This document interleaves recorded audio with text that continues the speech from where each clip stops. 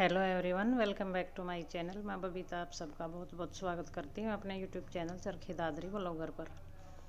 तो वीडियो की शुरुआत कर रही हूँ मैं सुबह सुबह से ही। सुबह सुबह सर्दी वैसे जैसे पता ही आपको हो चुकी है, तो वीडियो की शुरुआत चाय से तो बनती ही है। तो यहाँ पे मैंने चढ़ा दी थी सुबह उठते ही चाय, और साथ में चढ़ा दिया था पानी गर्म, यानी हल्का सा गुनगुना पानी पीने के लिए। और यहाँ पे बर्तन रखे हुए थे मेरे शाम के, इनको मैं कर दूँगी, चाय बनेगी तब तक सेट। और पास में ही रख ली थी सब्ज़ी निकाल के, लौकी और आलू। तो पहले तो मैंने यहाँ पे सोचा था कि मैं रायता बना लूँ, लेकिन फिर वही था कि बाजरा का चून मेरा ख़त्म हो चुका था। तो रायते के साथ सर्दी में बाजरे की रोटी या मेसी रोटी यही अच्छी लगती हैं। और बेसन भी मेरा ख़त्म हो चुका था, क्योंकि चने अभी लेके नहीं आई थी, चने ख़त्म हो चुके थे। देखते हैं कल लेके आएंगे या परसों। तो फिर मैं सीधी गेहूँ की रोटी बना रही थी, तो इसलिए बना रही थी मैं यहाँ पे लौकी की सब्ज़ी। और इसके अंदर 2 आलू डाल लिए थे मैंने। तो यहाँ पे मैंने चाय पीने के बाद सब्ज़ी वगैरह काट ली थी। चाय पीने लायक होती है तब तक मैं सब्ज़ी वगैरह काट लेती हूँ, क्योंकि ज़्यादा गर्म चाय मैं नहीं पीती। हाँ, घर में मैं जब चाय बनाती हूँ तो मैं सब की साथ में रख लेती हूँ, और सब पी के उठ लेते हैं तब तक मेरी रखी रहती है। यानी मैं ज़्यादा गर्म भी नहीं पीती और ज़्यादा ठंडी भी नहीं, तो रखी रहती है तब तक सब्ज़ी वगैरह मेरी कट ली थी। तो यहाँ पे मैंने चढ़ा दिया था कुकर में ही बना रही थी, वरना ज़्यादातर मैं बनाती हूँ कढ़ाई में। और इसमें डाल दिया था मैंने घी डालने के बाद डाल दिया था जीरा, और फिर मसाला डाल दिया था जो अपना था टमाटर डालने के बाद। और ये है जो सूखी हुई कचरी होती है, उसको मैंने पीस के डिब्बे में डाल के रख लिया था। तो इसका मैंने पाउडर सा बना लिया था। तो सूखी कचरी का पाउडर एक तो लौकी की सब्ज़ी में और कढ़ी में, आलू की सब्ज़ी में, इसमें बहुत अलग ही टेस्ट देता है।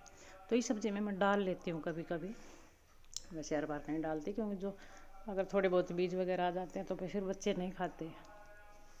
तो मसाला डाल लिया था सारा, और मसाला पकने के बाद थोड़ी सी कचरी का पाउडर और कसूरी मेथी, ये सब डाल लिए थे। फिर मैं डाल दूँगी इसके अंदर लास्ट में अपनी सब्ज़ी कटी हुई, और इसको अच्छे से कर लूँगी मिक्स।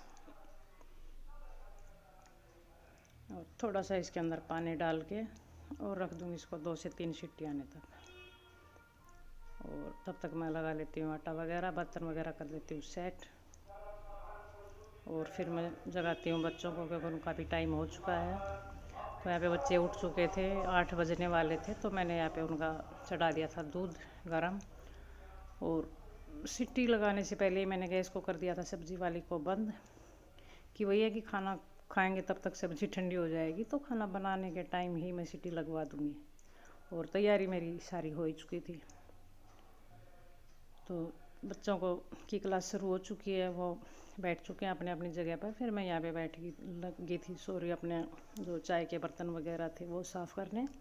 और फिर मैं लगा लूँगी यहाँ पे रोटियाँ अपनी। और हम तो फिर भी थोड़ा सा लेट ही खाते हैं, 11 बजे के आसपास ही खाते हैं, लेकिन ये चले जाते हैं सुबह जल्दी। तो पहले मैं इनकी रोटी बनाऊँगी, और फिर मैं करती हूँ बाकी का अपना काम। प्रेस वगैरह कुछ करनी थी, तो वो करने के बाद ही फिर मैं अपना खाना बनाऊँगी। तो यहाँ पे चाय वगैरह के जो बर्तन थे सुबह सुबह बहुत ज़्यादा हो जाते हैं चाय के ही, तो वो बर्तन करने के बाद फिर मैं यहाँ पे आ गई थी प्रेस करने। कुछ कल मैंने जो कपड़े धोए थे, तो कुछ पे तो मैंने कल ही कर ली थी, लेकिन जो कपड़े होते हैं ना कि ऊपर नीचे डालने पड़ते हैं तार की कमी के कारण, क्योंकि इतनी ज़्यादा जगह नहीं है मेरे पास सुखाने की। तो कुछ ऐसे होते हैं कि ऊपर नीचे डाल देती हूँ, तो वो हल्के से रह गए थे, थोड़े थोड़े से गीले, तो वो आज सूख चुके थे, तो उन पे आज कर लूँगी। कोई ख़ास नहीं थे, बस मेरे ही ज़्यादातर सूट थे, बाकी पे मैं कल कर चुकी थी। और रोटियां भी बनाई नहीं थी, प्रेस करने के बाद फिर मैं बनाऊँगी रोटियां। और फिर यहाँ प्रेस करते करते याद आ गई, कल मैं जो रज़ाई वगैरह थी क्या आई थी वो भी नहीं लेके आई थी। तो कुलदीप यही बोल रहा था कि मम्मी चलो पहले वो दिला लाएँ, लेके आऊँगा, फिर मैं भी अपना कुछ काम करूँ। लेकिन प्रेस मुझे ज़्यादा ज़रूरी थी, तो बस कुछ 3-4 जोड़ी कपड़े थे, तो मैं इन पर कर लूँगी प्रेस। यहाँ नीशू कर रही थी बात। ये 2 कमीज़ लेके आई थी जीन्स के, और फिर मैं यहाँ पे फिर भी नहीं गई थी रज़ाई लेने के लिए। इससे पहले डाल ली थी मशीन मेरी थोड़ी सी ख़राब हो चुकी थी। ख़राब तो नहीं, इसके अंदर धागा वगैरह फंस गया था, क्योंकि नीशू चलाती है ज़्यादातर। मुझे तो बहुत आलस आता मशीन के ऊपर, मैं बैठती ही नहीं, वैसे तो बहुत कम बैठती हूँ। और वैसे मेरे को कपड़े वगैरह सिलने आते नहीं हैं, लेकिन हाँ कटवाने के बाद मैं सिल लेती हूँ। और जो अपनी होती है टूट फूट कोई छोटे बड़े करने, ये कर लेते हैं। तो कल मैं लेके आई थी अपने लिए 2-3 कुर्ते। तो सर्दी के कुर्ते लेके आई थी, बहुत अच्छे थान आए हुए थे। तो बस उनको सिलने की तैयारी चल रही थी। तो नीशू बोली मम्मी मैं सिल दूँगी, कटवा लेना आप, कटवाने के बाद सिल लेते हैं। लेकिन उससे पहले फिर मशीन साफ़ करनी थी, इसके अंदर धागा वगैरह फंसा हुआ था। तो बोलिए धागा एक बार आप निकाल दो, खोल के इसको अच्छे से तेल वगैरह दे के ठीक कर दो, फिर मैं सिल लूँगी और फिर आप चले जाना। तो उससे पहले ही फिर मैं यहाँ पे ये धागा वगैरह निकालने लगी थी। खाना पीना सबका हो चुका था, पास में रख ली थी मैंने अपने लिए चाय। तो चाय भी मेरी बस ठंडी होने ही वाली है। देख कपड़ा तो सूट दिखाती हूँ मैं आपको। सूट तो क्या, ये देखिए, ये है 1.5 मीटर कपड़ा है बस, और बहुत ही अच्छा है। बहुत ही अच्छे प्यारे कलर आए हुए थे इसके में, बहुत ही अच्छे थे सारे। तो मैं ये लेके आई थी। ये हल्का सा ग्रीन है, जो घिया कलर बोलते हैं उसको, उससे भी थोड़ा सा लाइट ही है ये। और ये था वो देते हैं ये 1 मीटर का, कि बोला जी 1 मीटर में अच्छे से कमीज़ बन जाता है। लेकिन मैं लेके आई थी ये 1.5 मीटर, क्योंकि मेरे को फुल स्लीव बनवानी थी इसकी। तो वैसे तो उनकी गलती नहीं थी, बोला आंटी आराम से बन जाएंगे ये 1 मीटर में ही। लेकिन मैं 1.5 मीटर लेके आई थी।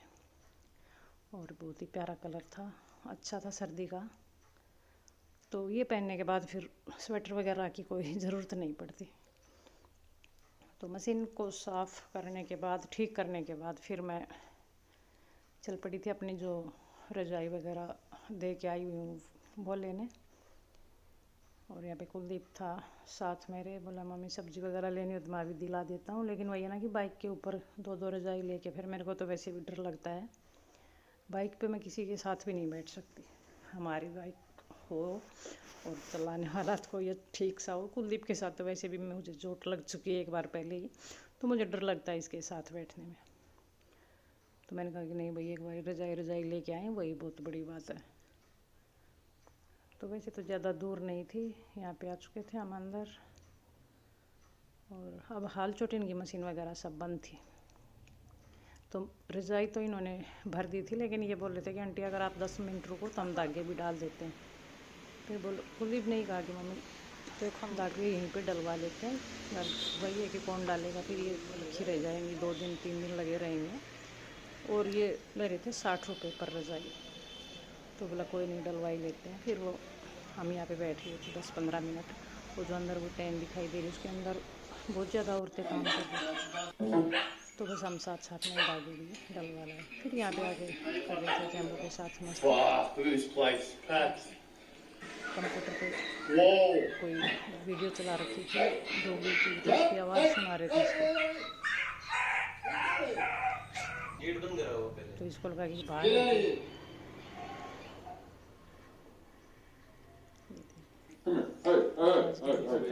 इसको पता चल गया था कि हाँ तेरे को ऐसे ही बुद्धू बना रहे थे। फिर ये बैठ गया था पास में कि अब नहीं मिलने वाला मैं यहाँ से।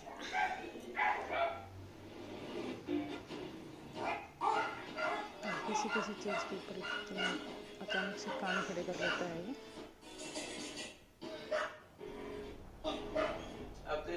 और फिर मैं जो अपना कमीज़ लेके आई थी वो लेके यहाँ पे चली गई थी, जो मेरे बगल में ही घर है बिल्कुल, तो वो कपड़े सिलती है।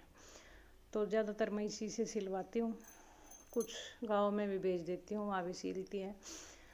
और बस इसके पास आ गई थी सिल। वैसे तो इसने मना ही कर दिया था कि आंटी मैं काट दूँगी, आप सिल लेना, क्यों खामखा इतना एक ही सूट कमीज़ है क्यों सिलाई दो इस पर। तो फिर वैसे भी नीशू थी घर पे तो वो सिल देगी। तो वो कटवाने आ गई थी और लेके आई। तो इसने कहा कि आंटी ये तो बहुत ज़्यादा कपड़ा बचेगा इसके अंदर से। तो फिर मैंने सोचा कि हाँ दुकानदार ने ठीक ही कहा था कि 1 मीटर में बन जाता आराम से। और मैं लेके आई थी 1.5 मीटर। तो इसमें मेरी दोनों चीज़ें बन गई थी, सलवार तो वैसे नहीं बनी, लेकिन हाँ प्लाजो बन गया था इसमें। तो उसकी भी मैंने कहा कि ठीक है तो इसकी भी कटिंग कर दे। और ठीक है, 150 रुपये में मीटर आता है, ये 1 मीटर कपड़ा आता है। तो 200 से भी कम ही पड़ा था मेरा, 190 का आया था शायद ये।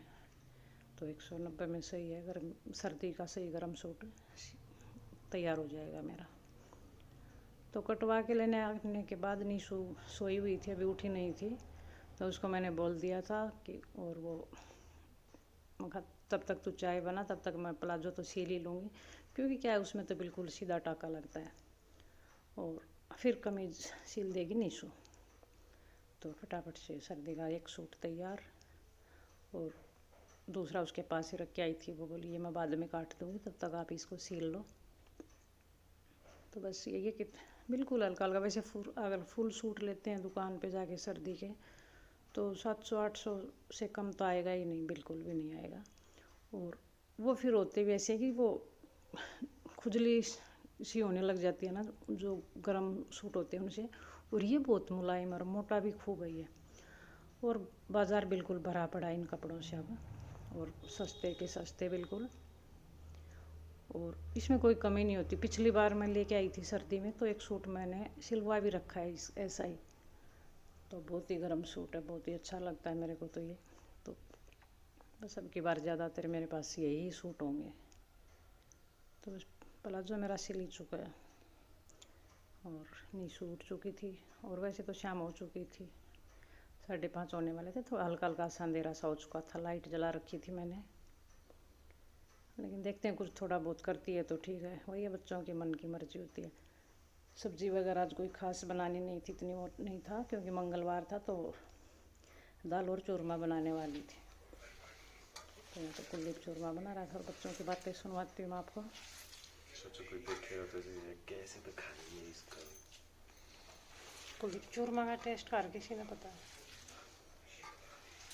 क्योंकि कुलदीप हमारा ही है, बाहर से उठा के निकला था। डाल दो है, अब बताओ इसकी एक वीडियो बन सकती थी, हाउ टू मेक चूरमा। डाल दो। गुरुने से कह रहा मम्मी सच्चाई किसको पता है, क्या पता उठा के ला रखे हो बाहर से। इतनी बड़ी लाइन से नहीं बोलना। क्या ला रखा है उठा के? भैया नहीं ये पिंटू बोल ली ना, मैं मंदिर की सीढ़ियों पे मिला। नहीं भैया, पिंटू कचरे के डब्बे में मिले थे। इतना भी गंदा नहीं है ना। पिंटू बोली ये डालोगे? क्या बोली थी? डाल दो थोड़ा और। हाँ कुलदीप तो अपना ही है। हाँ क्या बाहर से ला रखा है। मैंने बस ये बोला किसको पता, बस मैंने ये बोला, मैं तो नहीं बोला। इसके अंदर तो बहुत सारी लाइनें आ गई अपने आप ही, है ना। हाँ गुनगुन के जलेबी। देखो भाई सच्चाई बताऊँ आज। जलेबी क्या गुनगुन? जलेबी मम्मी, आज तक जो राज था वो राज आज मैं खोलने जा रहा हूँ। बिग बॉस वाला खोलने थे न्यू तो उरे कोई वो स्टोन ना है। मैं इधर हूँ तो अडॉप्टेड है। तेरे को ये बात कभी नहीं बतानी थी, लेकिन आज कुलदीप ने वैसे ये राज इसलिए छुपा के रखा था कि मैं वहाँ जाऊँगा ना बिग बॉस में। तब बताऊँ। लेकिन मेरा तो आज भी ही बता सारे सालों का बर्थडे बना हुआ है, मेरे पास तो प्रूफ है। मैं तो नहीं अडॉप्ट। गुनगुन उठा के लाओ, बिल्कुल छोटा ही ना रहेगा। इतना बड़ा होने के बाद भी क्या एक साल का। तभी उठा लाए थे। पहले लगा हाँ बहुत करते हो। अच्छा अंदाजा था तेरे को थोड़ा बहुत। तभी तो तेरे साथ इतना अन्याय होता है हमेशा। कुलदीप दिल्ली खा के रखे काम, इसमें निकाल दिए पापा की। स्कूल में जाते थे तो भाग। तो यहाँ पे प्रसाद है तैयार, चूरमा और दाल। आप भी खाइए और फटाफट से वीडियो को शेयर कीजिए, लाइक कीजिए और मेरे चैनल को सब्सक्राइब कीजिए। कल फिर मिलती हूँ मैं आपसे एक और नई वीडियो के साथ। तब तक के लिए नमस्कार।